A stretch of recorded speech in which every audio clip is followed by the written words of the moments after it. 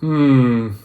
You couldn't defeat a dumb straw man you created. My goodness. And there was straw all over this place. Who is this guy? All right, don't worry about him too much. Like, he just did represent the legit comments people have for some interesting taste they have.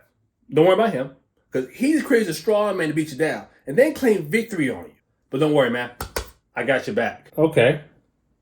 I'm sorry, man. Okay, don't be sorry, because you still think slavery is moral. Yeah, you got a good one right there. What? Okay. What is red? What is red? What is red? Yeah, that's a good one right there, man. Hey, you will know what red is, man. What is red? So to answer my original question, you asked me a question that has nothing to do with clarifying what I'm asking. Don't worry about it. It'll get somewhere. What is red? So you want a scientific answer to the color red?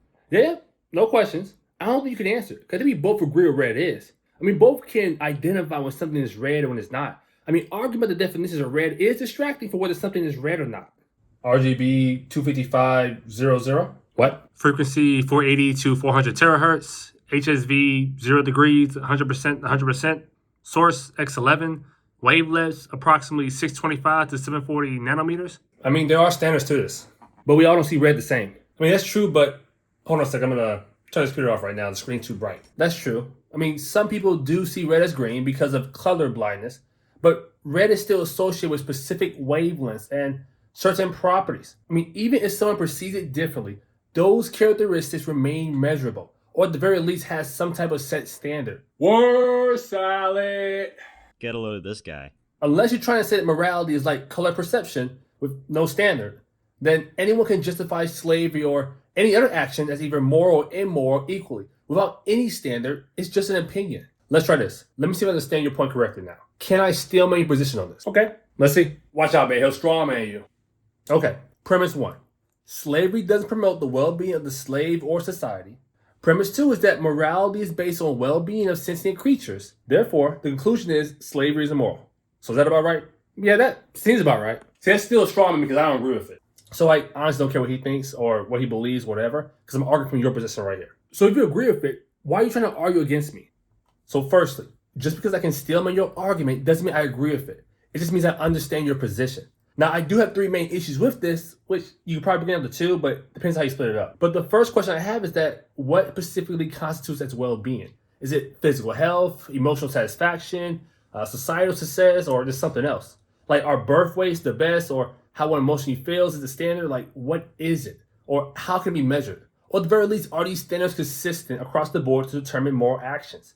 Now, secondly, if an action harms one person but benefits another, how do we determine whether it's moral or not? I mean, does the well-being of one party outweigh the harm to another? Now, lastly, does a moral action require promoting the well-being of all the affected parties? Or is it just enough to maximize the well-being of the majority? Like, how do we account for individuals whose well-being is harmed? Look, you don't have to answer all this right now. I honestly don't expect you to.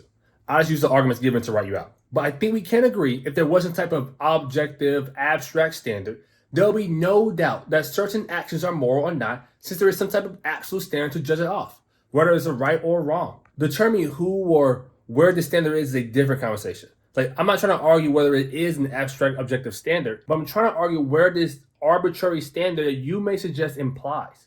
So let me break down my syllogism. Premise 1.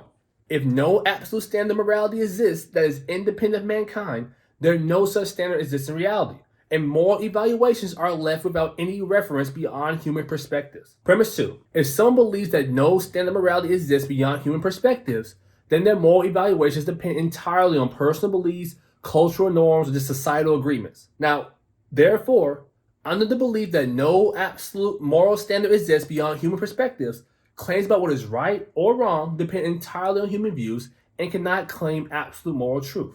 Okay, I think I see what you mean. I hope so, honestly. Don't worry, man, I got you. So stop getting your morals for a 2,000-year-old book. You're brainwashed. Like, please watch the tens of trillions of videos out there of secular morality online. Because you have some all-too-weak thinking here. Next time. Hey, don't ignore me. Answer my question. Straw all over this place. Ew, they say this stuff? This is nasty. Ugh. Like you just read a comment and it's like, if they said it out loud, this is horrible. My goodness, man, it's all over this place. Like, there's a lot more worse kind. Why show that one? There's some way better ones.